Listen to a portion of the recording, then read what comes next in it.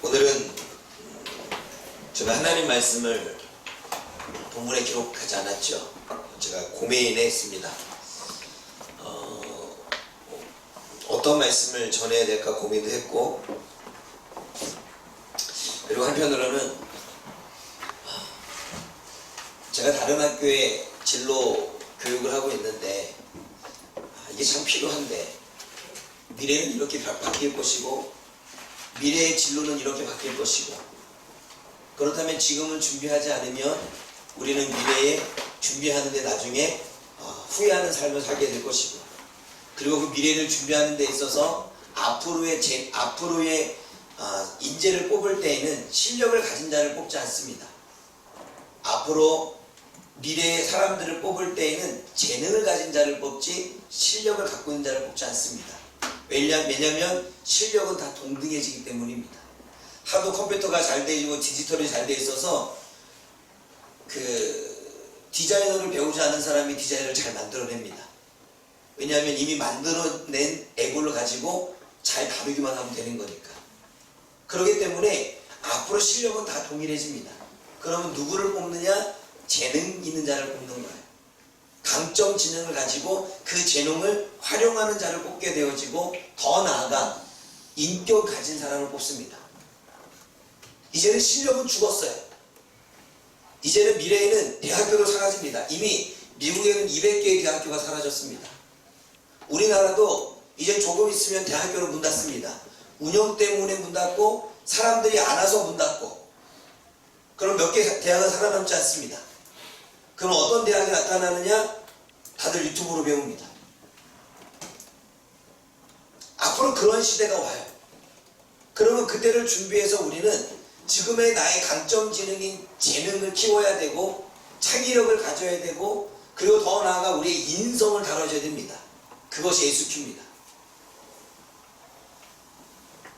그래서 그 SQ를 통해서, 그 지능을 통해서 다방면의 리더십과 협업, 그리고 앞으로의 어떠한 인재를 뽑냐면 혼자 일하는 사람 안 뽑습니다. 사람들과 관계에서 협업을 이루어서 뭔가를 나타낼 수 있는 사람을 뽑습니다. 그러면 인간관계를 중요시 보겠죠. 그리고 앞으로 내년에는 2022년에는 생활기록부, 학생부 기록부가 바뀝니다. 아마 우리 나연이가 대학교에 갈 때쯤 되게 되면 학생부 종합평가의 기준이 달라집니다. 물론 누구죠? 수연이나 이렇게 그 수준도 맞습니다. 전에는 동아리가 원하는 대로 기록이 학생부에 기록이 됐지만 이제는 어때요? 하나만 기록됩니다. 이러한 정보와 이것을 통해서, 그러면 앞으로 학생부 종합평가에 기록하기 위해서는 어떠한 문구가 들어가야 내가 대학교를 갈 때 좋을 것인가 라고 하는 이 부분에 대한 정보를 저한테는 있겠죠. 그리고 그것을 지금의 중3, 그리고 중3 부모님, 그리고 앞으로 대학을 갈 사람들에게 알려주고 싶은 사람이 접니다. 그리고 제가 그 다음 세대를 위해서 SQ 진로를 했고 MOD 교육을 하고 있고, 지금도 진로에 관련된 공부를 하고 있고, 미래에 관련된 이야기 생각들을 가지고 있는 거죠. 제가 중학교 아이들 진로 상담하면서 이 아이들에게 이렇게 질문했습니다. 너희들이 지금은 피부로 와닿지 않지만 너희들이 25년 후에는 몇 살이니? 그랬더니 중학교 1학년이니까 한 39살이요 이렇게 얘기하더라고요. 30대야. 30대는 너희들이 지금 생각하는 것보다 훨씬 다른 시대야. 선생님이 고등학교 1학년 때 처음 컴퓨터가 세워졌어. 근데 지금 컴퓨터를 가지고 다녀. 스마트폰으로. 그런데 선생님은 지금 40대 후반이야. 이런 시대가 올 거라고 누가 생각했겠니? 컴퓨터가 만들어졌는데 컴퓨터를 가지고 다닐 거라고 누가 생각했는지 아무도 생각하지 않았다. 그러면 지금 너희들이 살고 있는 이 시대에 여러 가지 그냥 컴퓨터화 되어지고 로봇이 만들어지고 여기서로만 끝날지 모르지만 20년 뒤, 25년 뒤에는 전혀 다른 생각들, 전혀 다른 환경들이 벌어진다. 그러면 너희들이 좀 더 앞서 나가려면 그런 생각을 가지고 준비해야 되지 않겠니? 그것이 제가 하는 진로 교육이에요. 그래 안 그래요? 우리 권사님들이나 나이든 집사님 때에 고등학교 때 그 컴퓨터 있었어요? 없었잖아요. 왜냐면 저보다 지금 연배가 많으시잖아요. 그렇죠? 제가 고등학교 1학년 때 컴퓨터 처음 나왔다니까요. 앞으로 25년 뒤에는 어떤 일이 벌어질지 몰라요. 그것이 코로나 때문에 5년, 10년 더 앞당겼다고 이야기합니다. 발빠르게 움직입니다. 그래서 고민했어요. 이거를 알려주고 싶고 가르쳐주고 싶은데 관심이 나만큼 있지 않아. 학부모들도 학생들도 내가 가르쳐주고 열정만큼 따라오질 못해. 그래서 고민하는 거죠. 하나님 이거를 해야 됩니까? 말아야 됩니까? 그 공백을 나눈 거예요. 이왕이면 저는 그 모든 것들을 가르쳐줘서 조금 더 나은 방향으로 그 이왕이면 학생부 종합평가에 정말 제대로 된 그걸 기록해서 대학을 갈 때 뭔가 거기에 기록할 때 그걸 기록할 수 있게끔 도와주고 싶은데 나의 열정을 따라오지 못해서 고민한 거죠. 그리고 또 한 가지, 주일날 오후 예배잖아요.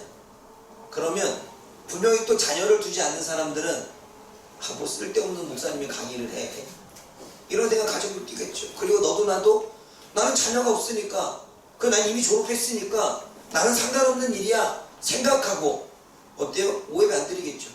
물론 오후 예배는 안 하겠죠. 제가 세미나로 할 거니까. 근데 여러분, 다음 세대를 위해서는, 우리가 다음 세대를 세우기 위해서는, 다음 세대를 위해서 우리가 뭔가 마음을 모으기 위해서는 우리가 알아야 되지 않을까요? 지금도 제가 강의를 하고 그 아이들에게 수업을 하면서 무엇이냐면, 정말 심각하다, 정말 생각 없이 산다, 정말 두려움 가운데 산다. 그러면 이 다음 세대들을 누가 끄집어내야 될까요? 지금의 기성세대들이 아닐까요? 그러면 나와 상관없는 일이 아니라, 나랑 관계없는 일이 아니라, 그게 하나님의 나라의 일이고, 그게 다음 세대를 세우는 일이고, 그것이 다음 세대의 영혼들을 구원해내서 잘못되어지고 있는 지금 이 시대에 제대로 된, 제대로 가치관을 가진, 제대로 인격을 가진 이들이 경제로, 정치로, 사회로 나아가 영향력들을 미쳐야 되지 않을까요? 나라가 망하지 않으려면, 교회가 망하지 않으려면 다른 세대를 세워야 됩니다. 그런데 죄송한 말입니다. 저만큼 관심 있지 않아요.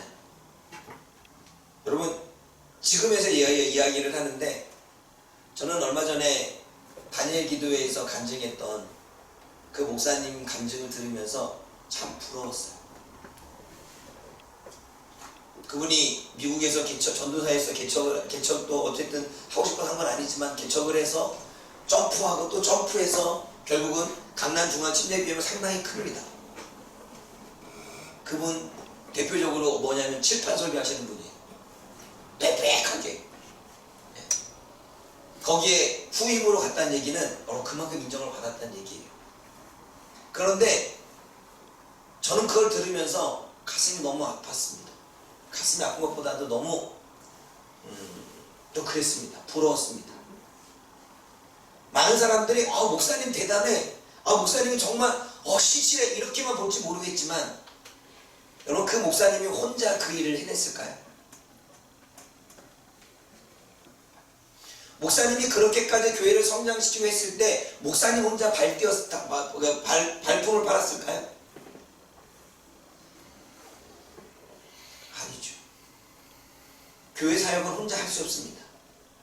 깡통을 팔아서 건축원금을 낸 헌신이 있었기에 그 모든 성도들이 깡통을 팔아서 깡통을 주워다가 헌금하는 역사. 그래서 교회가 세워지고, 그 교회가 세워져서 목사님의 비전, 세상에 미국과 한국, 세미안 연합되어져서 함께 뭔가를 세우려고 하는, 성교하려고 하는 그 비전에 그 모든 성도들이 하나가 되어서 헌신하고 섬기지 않았을까요? 부러웠습니다.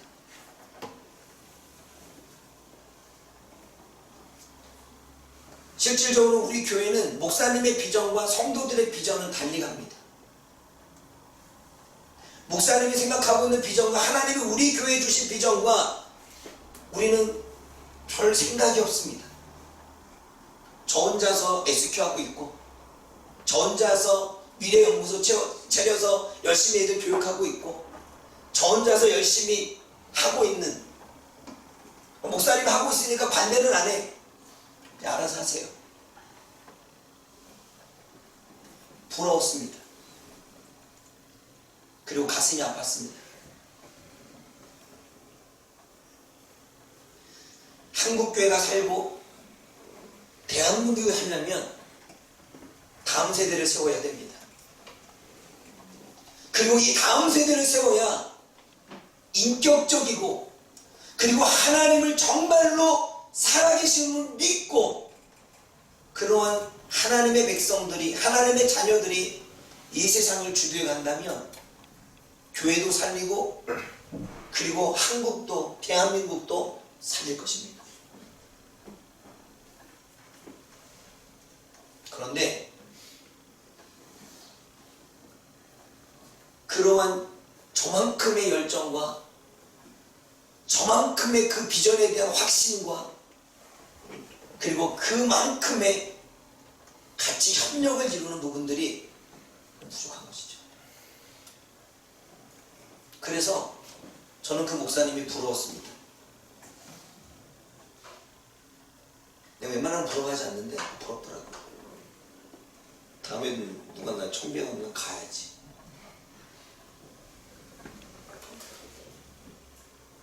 수없이 많은 생각들이 몰려올 때에도 그 모든 것들을 쳐내고 그 자리를 지켰습니다. 왜냐하면 하나님은 나에게 파주 목양교회를 세우게 하셨고, 이 교회를 통해서 하시고자 원하시는 일들이 있기 때문입니다. 그러면 여러분, 하나님이 우리 교회에 주신 비전은 뭘까요? 그리고 그 교회의 비전은 곧 우리들의 비전입니다. 우리가 함께 만들어 가야 될 비전입니다.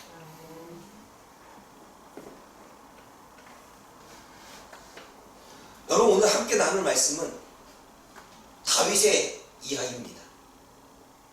다윗이 물론 나중에 쭉 이야기를 하겠지만, 다윗이 이스라엘의 왕으로서 등극하기까지 그의 혼자 등극했을까요? 아니죠. 여러분들 오늘 묵상을 보고 어제 묵상을 보면 다윗이 왕을 올릴 때까지 다윗의 주변에 누가 있었습니까? 함께 싸워주는 용사들이 있었습니다. 그 용사들이 결국은 모든 가나안 땅의 적들을 물리치고, 그리고 이스라엘 장로들과 같이 언약을 맺고, 비로소 오랜 기간 7년 6개월 만에, 물론 그 전부터 따지게 되면 더 많은 기간이 있었겠죠. 헤브론에 정착해서 7년 6개월 이후에 그는 이스라엘 나라의 비로소 2대 왕으로 등극하게 됩니다.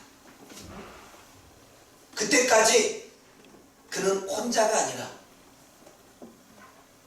혼자 사울을 도망 나왔지만 한 명씩 그와 함께함으로, 그리고 용사들이 같이 마음을 해줌으로 그가 결국 이스라엘 나라 2대 왕으로 등극하게 되는 거죠.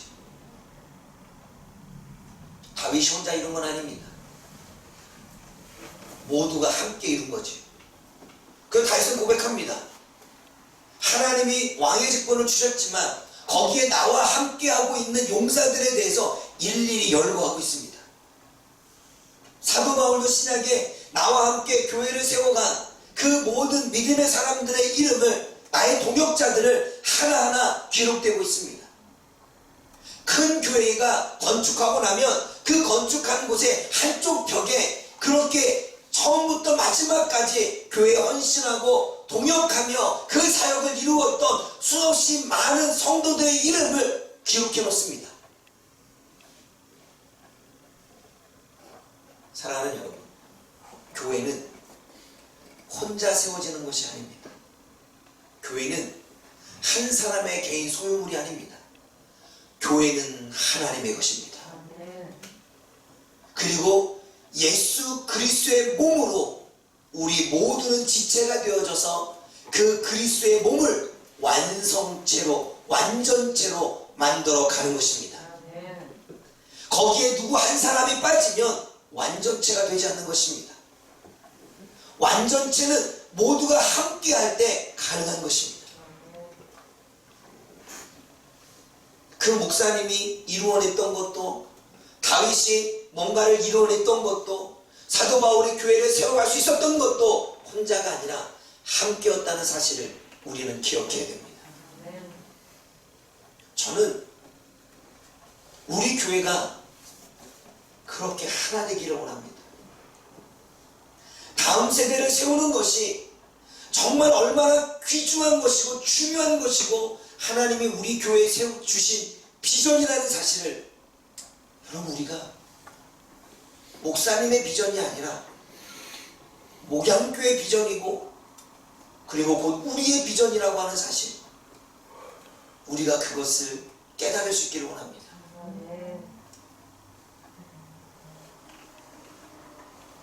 사랑하는 여러분, 여러분들이 역대상을 읽으면서 지금 부딪히는 것은 무엇이냐면, 역사의 한 줄기 맥을 모르니까 읽다가 보면 많이 어렵기도 하고 역사적인 배경의 인식이 조금 부족하니까 어떻게 해석해야 되는지 궁금해합니다. 그래서 보세요. 아브라함을 통해서 믿음이 시작되죠. 믿음의 가문이 시작되죠. 이삭을 통해 갑니다. 그리고 야곱을 통해 가지요. 그리고 요셉까지 어쨌든 족보, 즉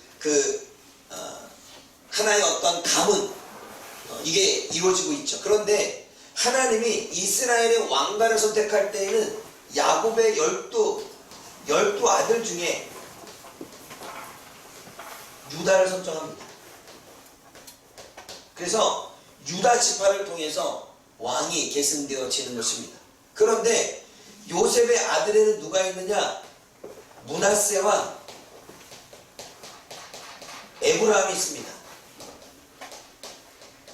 그런데 이 므낫세와 에브라임은 야곱의 아들 레위,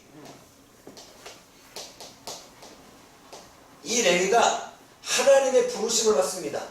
사역자로, 즉 제사를 관장하고 하나님 곁에서 사역하는 자로. 그러다 보니까 레위 지파가 빠지니까 11지파가 되겠죠. 그래서 요셉은 빠지고 므낫세와 에브라임이 들어와서 12지파가 되는 것입니다. 그 12지파 안에는 레위와 그리고 요셉이 빠져 있습니다. 므낫세와 에브라임이 들어오죠. 여하튼 이스라엘의 역사는 이제 유다 12아들 중에 다 지파이지만 유다 왕족을 통해서 이어집니다. 그래서 나중에 하나님이 이스라엘 백성들이 왕을 달라고 했을 때, 물론 처음에는 유다 지파가 아니었습니다. 처음에는 사울을 통해서, 베냐민 지파입니다. 사울을 통해서 최초의 왕이 되어지죠. 그런데 나중에 여기서 다윗을 2대 왕으로 선정하면서 이스라엘의 왕가는 시작되어지는 것입니다. 그리고 다윗 다음에 누가 왕이 됩니까? 솔로몬이 되죠. 그렇게 사울 40년 통치하고 다윗 40년 통치하고 솔로몬 40년을 통치합니다. 그런데 솔로몬 시대에 솔로몬이 하나님 앞에서 범죄를 합니다. 첩을 많이 드리고 우상을 드리죠. 그것이 잘못되어져서 하나님이 나라를 둘로 쪼개십니다. 안 만들어도 된 사건을 솔로몬의 잘못된 선택과 신앙 때문에 결국 둘로 쪼개지는데, 어떻게 쪼개집니까? 르호보암과 여로보암으로 나눠집니다. 이 여로보암은 솔로몬의 신하였습니다. 그래서 여로보암이 솔로몬한테 이렇게 얘기합니다. 왕이여, 백성들이 너무 건물을 많이 짓다 보니까 너무 노역이 힘들어합니다. 좀 줄여주십시오. 이랬더니 솔로몬이 듣지 않습니다. 그래서 여로보암을 잡아 죽이려고 합니다. 그러자 여로보암이 애국으로 피해 도망갑니다. 그런 나중에 솔로몬이 죽고 르호보암이 자녀가 그 왕이 되어집니다. 그랬을 때 이 여로보암이 르호보암 왕 때에 고향으로 돌아옵니다. 그리고 르호보암에게 또 이야기합니다. 백성들의 언성이 이렇게 노역 때문에 괴로워하니까 노역을 좀 줄여주시고 백성들의 민심을 살펴주십시오 라고 이야기를 합니다. 그랬더니 르호보암이 어른들의 이야기를 들을 때는 그게 맞는 것 같습니다. 그런데 젊은이들의 이야기를 들을 때는 아니냐, 더 강하게 억지게 해야지 말 잘 들어. 이래서 젊은이의 이야기를 듣습니다. 그래서 결국은 르호보암과 여로보암이 갈라지게 됩니다. 그래서 르호보암에 의해서 두 지파가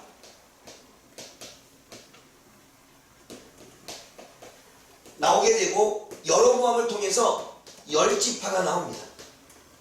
이 두 지파는 유다와 베냐민 지파입니다. 여기서 저는 궁금한 게 생깁니다. 베냐민 지파는 사울 초대 왕을 둔 지파입니다. 그 엄밀히 말하면 다윗이 왕이 될 때 사울은 다윗을 죽이려고 했습니다. 그럼 베냐민 지파와 별로 관계가 안 좋아야 되는데 북이스라엘과 남유다로 갈라질 때 이 두 지파 가운데 베냐민 지파가 같이 합세를 합니다. 왜 그런지는 조금 더 연구를 해봐야 되겠죠. 여하튼 이렇게 진행되어져서 남유다와 북이스라엘로 갈라집니다. 그리고 나중에 이 남유다는 586년에 바벨론에 의해서 멸망을 당합니다. 그리고 여로보암은, 즉 북이스라엘은 722년 멸망을 하죠. 아수르에 의해 멸망을 당합니다. 그리고 후에 신약에서는 남유다는 유다인, 즉 유대인이 되어집니다. 그리고 북이스라엘은 여기는 예루살렘 중심으로 나라를 세워갔다면 여기는 사마리아 중심으로 나라를 세워갑니다. 그래서 나중에 북이스라엘은 사마리아를 중심으로 또 민족을 아수르와 혼혈된 민족이 사마리아에 거주합니다.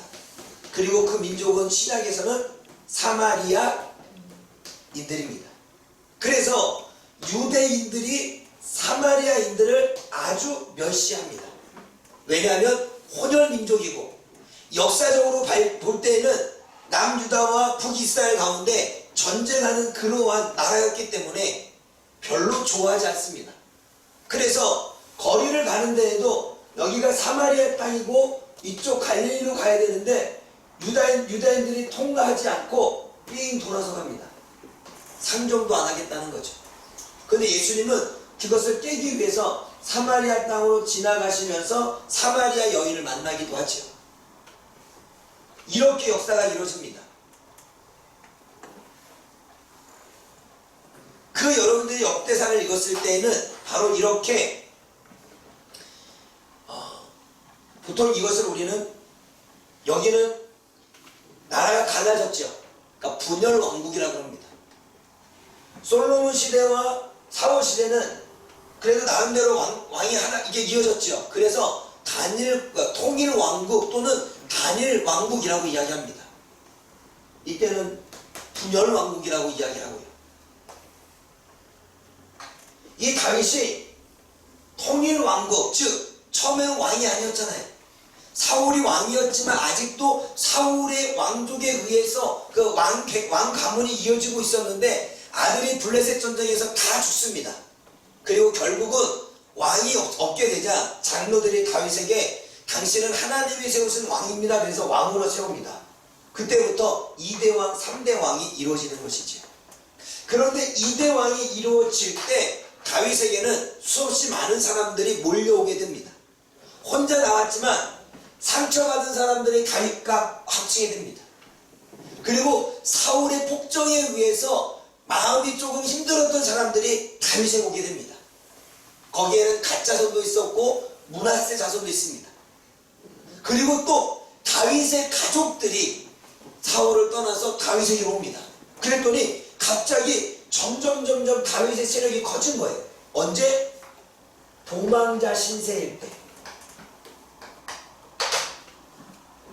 이미 도망자 신세일 때 한 군대를 이루어 내고 있었습니다. 그 말씀을 한번 보겠습니다. 여러분, 먼저 여로보암과 솔로몬의 갈등을 볼까요?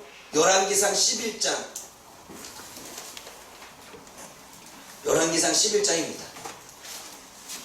14절. 14절에서 25절입니다.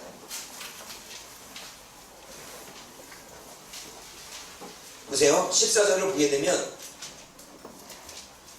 솔로몬이 잘못을 하자 하나님이 아람 왕 하닷을 일으켜 에돔 왕 솔로몬의 대적이 그러니까 에돔 왕 하닷을 일으켜 솔로몬을 대적케 하십니다. 그리고 26절을 볼까요?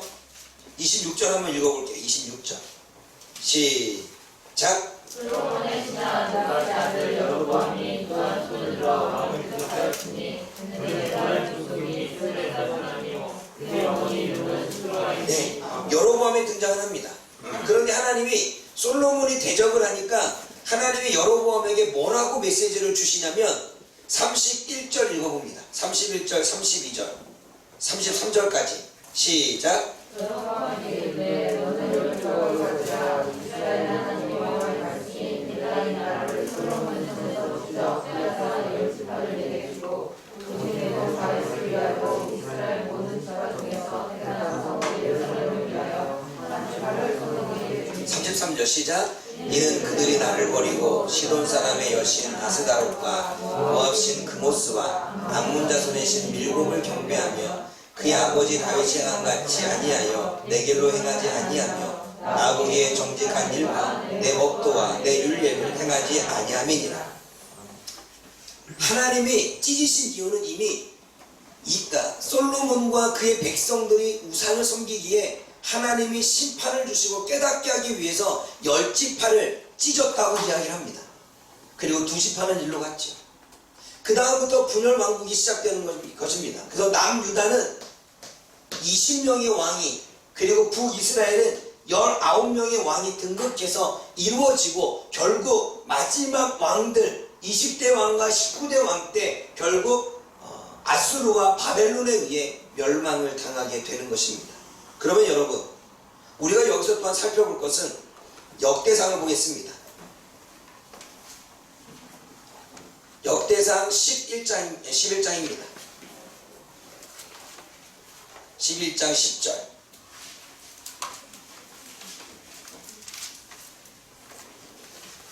역대상 11장 10절.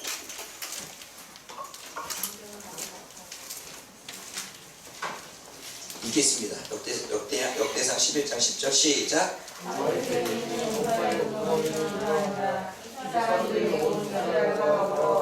잘 보십시오. 이 사람들이 온 이스라엘과 더불어 다윗을 힘껏 도왔다 이렇게 말합니다. 다윗이 도망쳐 있을 때인 것입니다. 이 사람과 온 이스라엘을 구분하고 있습니다. 이 사람은 다윗과 도망쳐 있을 때 함께 있던 사람들. 온 이스라엘은 이스라엘에 있었던 사울 가문과 있었던 그러한 이스라엘의 백성들, 이들이 서로 힘을 모아 나라를 세우고 다윗을 왕으로 등극시킵니다. 그런데 더 나아가 12장에 어떠한 기록되어 있습니까? 12장 1절 말씀 읽어봅니다.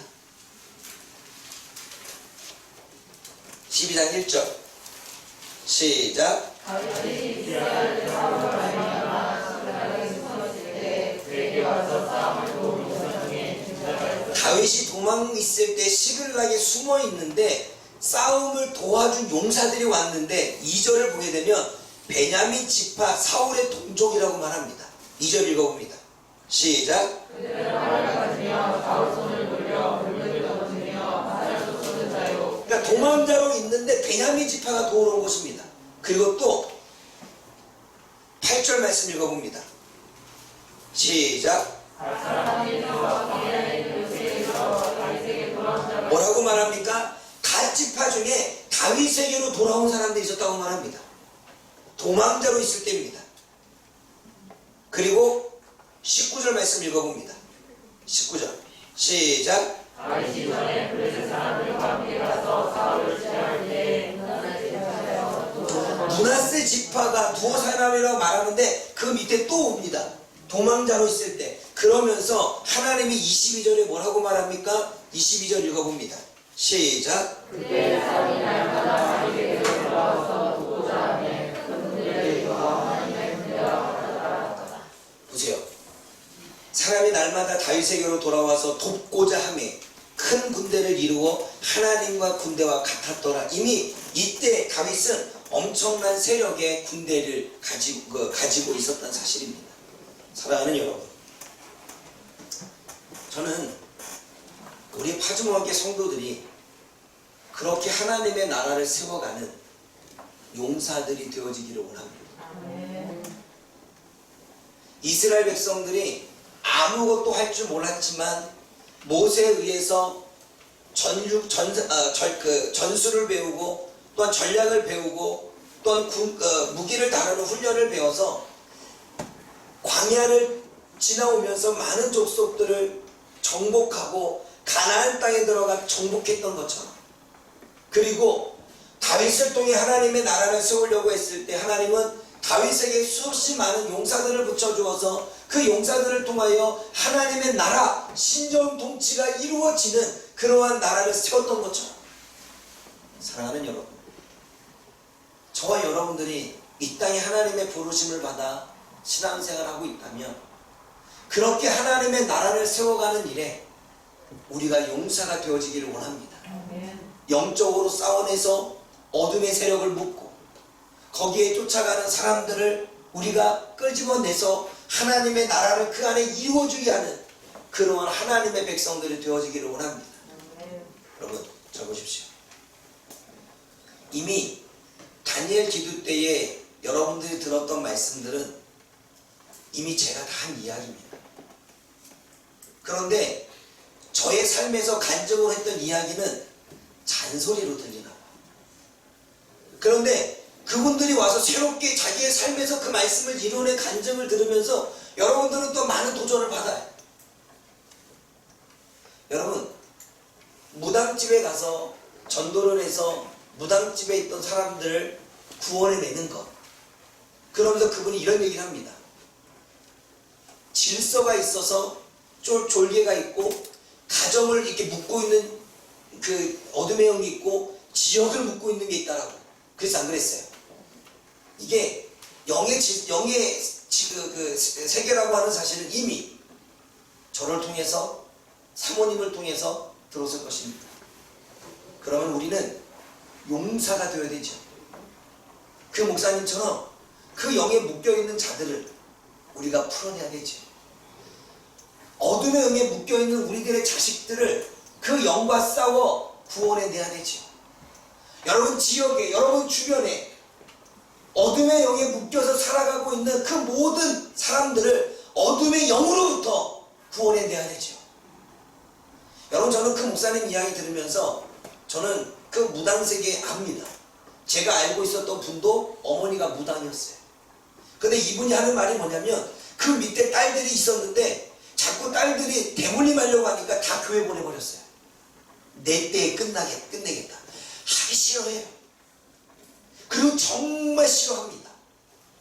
그리고 그거 한 번 할 때마다 고통스럽다고 말합니다. 그래서 나 때에 끝나고 그것이 대물림되지 않기 위해서 어때요? 다 교회 보냈어요. 딸 4명을. 그런데 여러분, 그분이 이혼을 하고 재혼을 했는데 또 난 아이들이 딸 둘이야. 그런데 그 첫 번째가 대물림 될 가능성이 높은, 왜냐면 아이가 흉내를 내고 있더라고. 그 길을 가는 사람은 그 길을 가고 싶지 않아 합니다. 괴로우니까. 그럼 여러분, 무당이 무당짓을 하면서 그 길을 가고 싶지 않아서 내 자녀들은 다른데 교회를 보내고 싶다. 왜냐하면 교회에 보내면 하나님이 더 세니까 정죄가 안 나오거든요. 혹시 여기나 무당 갔다 와서 정죄 나오신 분, 정죄 나오신 분은 회개해야 돼. 왜냐하면 하나님 안 믿는 거야. 하나님 믿으면 정죄 안 나와요. 왜요?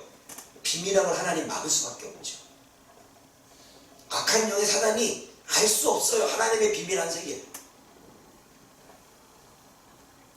사랑하는 여러분, 그러면 우리가 그것을 무당에 국한될 게 아니라 조금 더 넓게 보여진다면, 악한 영에 사로잡혀서 우울증에 걸려있고, 악한 영에 사로잡혀서 두려움에 빠져있고, 악한 영에 사로잡혀서 내가 어디로 가는지 방향길을 알지 못하게 나아가고 있고, 악한 영에 사로잡혀서 지금 해야 될 일이 있는데 해야 되는 것을 하지 않고 다른 일을 하고 있는, 악한 영에 사로잡혀서 음란에 빠져있는, 악한 영에 사로잡혀서 자기만의 정욕에 빠져있는 그 모든 사람들을 건져내고 구원해내서 그들을 하나님 통해서 하나님의 나라를 세워가야 되는 게 이 땅에 우리가 가져야 될 사명은 아닐까요? 그러면 그렇게 되기 위해서는 우리는 영적으로 싸우는 방법을 배워야 되고, 영적으로 그들을 이겨내서 영혼들을 구원해내는 방법을 이겨내야 되는데, 우리는 영보다는 계속 육이야. 영보다는 보여지는 것에 관심을 두고 있고, 영보다는 자꾸 보여지는 것으로 뭔가를 하려고 하는.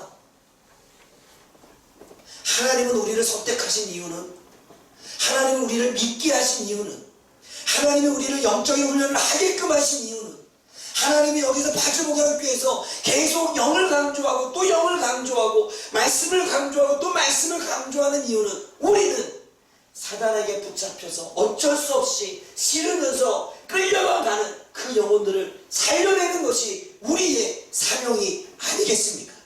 아멘. 그럼 우리는 용사가 되어야 되죠.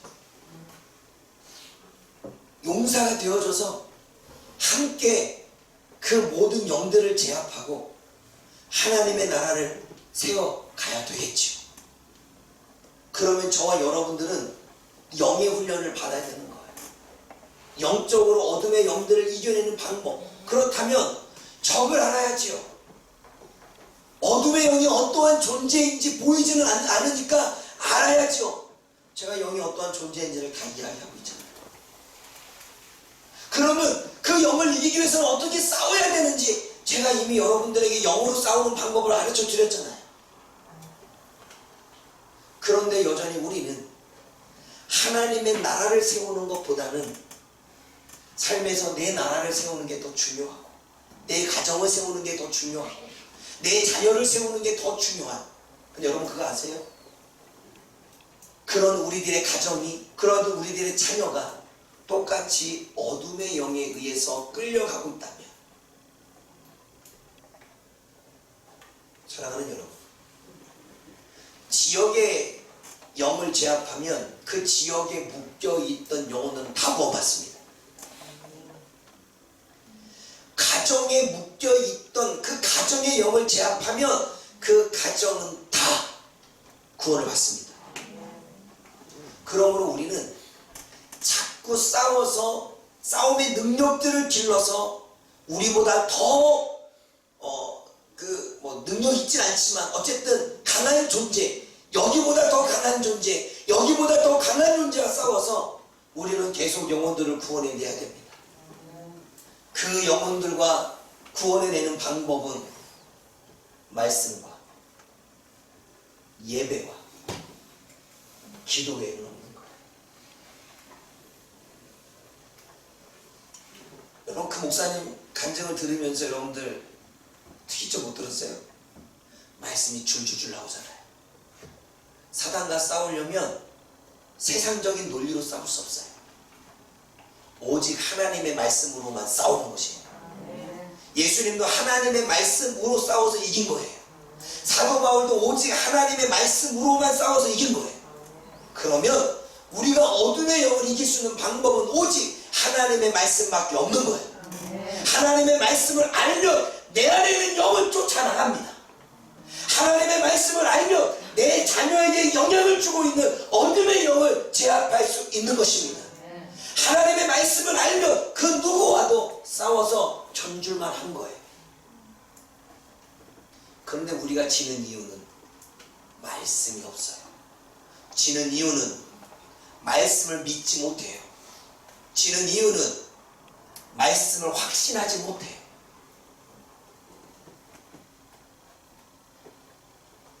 사랑하는 여러분, 하나님은 우리들에게 큰 비전을 주셨습니다. 제가 여러분들에게 다 이야기하지 않았을 뿐이에요. 왜냐하면 얘기하면 도망갈까요? 왜냐하면 일이 하나 더 많아지게 되면 우리는 버거워합니다. 거기에 또 하나 많아지게 되면 버거워합니다. 버거워하는데 어떻게 비전을 내놓겠습니까? 힘들어하고 괴로워하는데 성도들이 행복하게 신앙생활을 해야 되는데 어떻게 비전을 더 내겠습니까? 할 수 없는 거죠.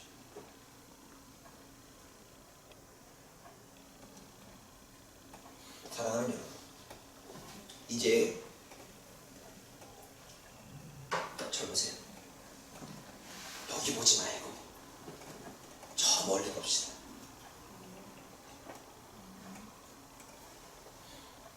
여기서만 우리가 살지 말고 저 멀리 저 넓게 하나님의 나라를 봅시다. 그 하나님의 나라를 내가 천국에 가는 것만 소망을 두지 말고 이 땅에서 하나님의 나라가, 하나님의 통치가, 하나님의 신정 다스림이 어떻게 이루어지는지 봅시다. 저와 여러분의 가정에 하나님의 나라가 임하면 어떠한 재앙도, 어떠한 문제도, 어떠한 고통도 임하지 않는다는 사실을 아십니까?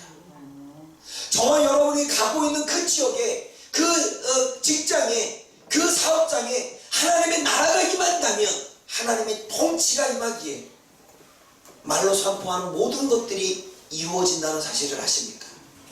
그게 하나님의 나라인 것입니다. 우리가 죽어서 가는 하나님의 나라만 소망하지 말고, 죽어서 천국 가는 것만 소망하지 말고 이 땅에서 이루어질 하나님의 나라, 저와 여러분들을 통해서 이루어질 하나님의 나라, 우리의 다음 세대들, 우리들은 청년들, 청소년들을 통해서 이루어질 하나님의 나라, 그 넓은 하나님의 나라를 우리가 품고 우리가 오늘 주어지는 삶을 살아간다면 하나님이 더 큰 능력으로, 하나님이 더 큰 은사로 역사하지 않겠습니까? 그리고 그 하나님의 나라를 세워간다는 것은 악한 영을 몰아내는 것이고 악한 영을 제압하는 것이기에 수만의 수천의 영혼들이 돌아올 것입니다. 아멘. 사랑하는 여러분, 여러분들이 조금만 힘만 못해준다면, 여러분들이 조금만 저의 영에 가까이만 따라와 준다면 여러분들이 가는 곳곳마다 귀신은 제압될 것이고 여러분들이 말 한마디 할 때마다 영들은 쫓겨나갈 것이고 여러분들이 선포할 때마다 하나님의 문제들이, 하나님의 역사가, 문제를 해결하는 일들이 일어나는 역사가 일어날 것입니다. 그게 하나님의 나라. 그러면 여러분, 거기에 묶여있던 수만의 수천의 영혼들이 돌아오게 되는 것입니다. 다윗은 천천히요 만만이라고 하는 만만의 승리를 잡았던 용사입니다. 아멘. 그 용사가 지금 장군이 되어져서 그 밑에 많은 수하들을 통해서 어둠의 영들을 제압하고 있는 것이 본문의 이야기입니다. 그런데 거기에 군대 장관은 누구입니까? 예수 그리스도. 그분이 앞장서서 모든 어둠의 영들을 제압하며 저와 여러분들에게 은혜를 베푸시는 것입니다. 이제 우리가 더 큰 꿈, 더 큰 비전, 이 땅에 사는 것으로 끝나는 게 아니라 저 세상에서 하나님이 우리에게 주신 상급을 기억하며 이 땅에서 하나님의 나라를 이루어가기를 원합니다. 아멘. 하나님은 반드시 파주목양교회를 통해서 그 일을 이루실 것입니다.